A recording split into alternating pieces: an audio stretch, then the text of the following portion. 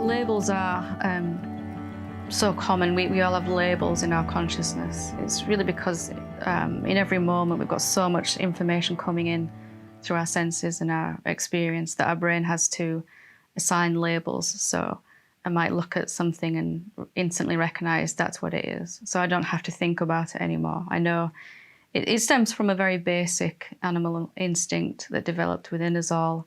Is this friend or foe? Should I run away or run towards it? Should I try to eat it or make friends with it? So all of us are doing that as adults, but in a much more sort of sophisticated, complex way.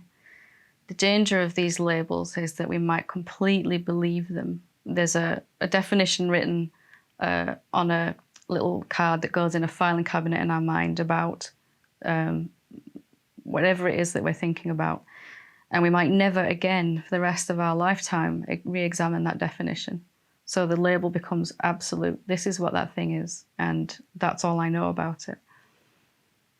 So they're necessary, but if they're the only way that we're experiencing our life, then we will experience a lot of the same over and over again, sort of Groundhog Day experiences, you know, where we keep playing out the same events with the same people in the same way with the same results. If instead we can sort of notice that that's happening and begin to question, this is what I thought was true about this particular person or this thing, or even about awakening itself, then we can begin to experience spontaneity and perhaps a higher way of living, a more natural, free state, in which those labels are still available if we need them. For example, we can still go and write a shopping list of things that we need, but we might be able to experience life on a deeper level then. We're not being pulled around by these labels. This is the only thing I can experience about this person. If that's the case, then we're just going to be living on this endless loop. Labels are a necessary part of our evolution as human beings, but when we're ready to let go of them, we'll find them limiting and constrictive and not so much fun. What, say for example, if I label myself, say if I've got depression, how is that a label, and why is that? How does that hold me back? It's a really good question. Depression, most of our advertising and media has very set, in our general mentality as human beings, we have very set ideas about something like depression. And in fact, it can be so much more. And of course, if we need medical attention, if we need to get help with something like depression, we should do.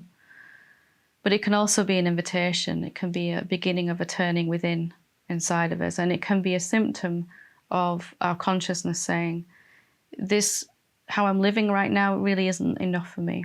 My idea of myself, my idea of my world, my idea of who I am is just not fitting for me anymore. It can be an invitation. If we're only believing our common view about something, then we're missing that opportunity. We might just label it as depression and say, okay, there's nothing I can do about that. Just got to sit with it till it goes. I'll get whatever help I can. If instead we can then ask the question, why is this happening? Why is it happening now?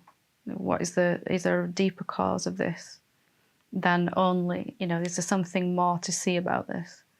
We can allow that experience to give us a much more valuable gift. And that's the sort of inclination to go within, to look inside ourselves, to see if there isn't more about ourselves that we've been missing, something more fulfilling. Depression, a lot of people come to Satsang after having some level of depression, and it's usually consciousness starting to want to turn inwards, to discover some deeper, more reliable aspect than just living for our acquisitions, just living for our achievements, just living for our goals and desires.